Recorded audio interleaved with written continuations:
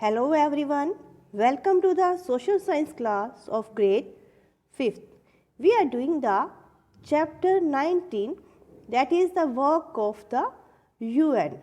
In the last video, we have studied about some organs of the UN, that is General Assembly, Security Council, Economic and Social Council and Trusteeship Council.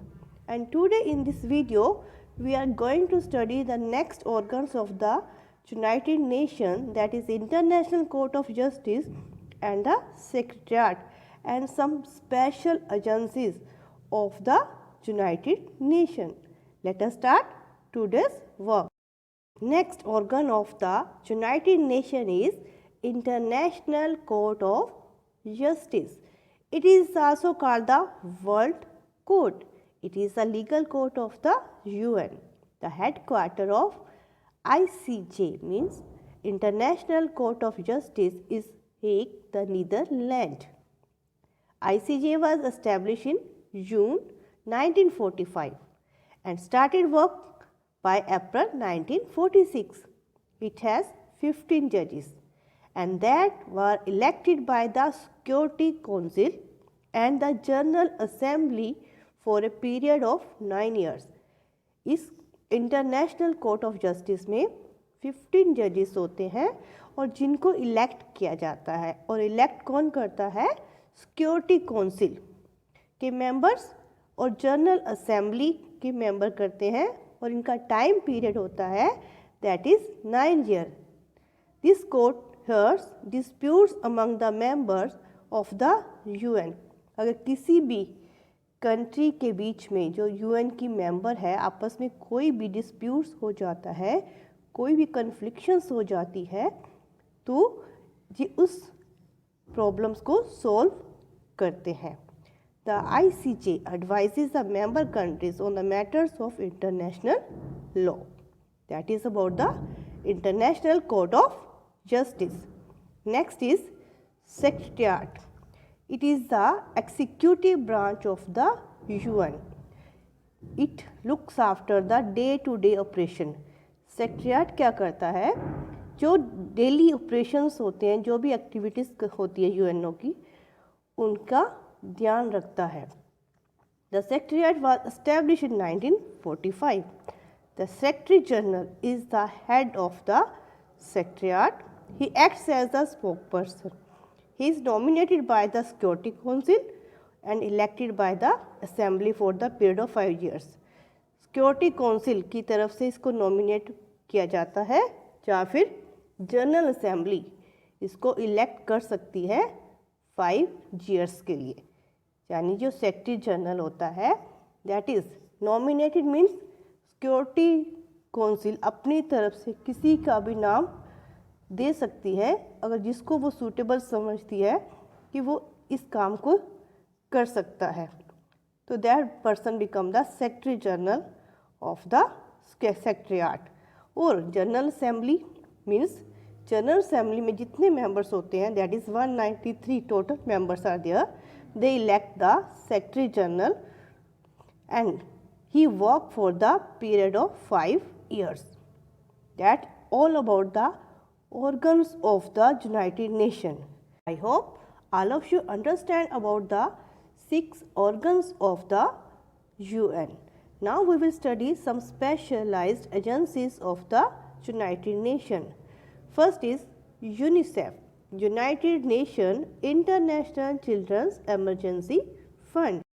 It is clear from the name that this is for the children. Its headquarters is in New York and it works for the welfare of the children. Second is World Health Organization, WHO. The WHO was established in 1948. Its headquarters is Geneva, Switzerland. It works to improve the health of the people and find the way to combat diseases. इसका main purpose क्या है?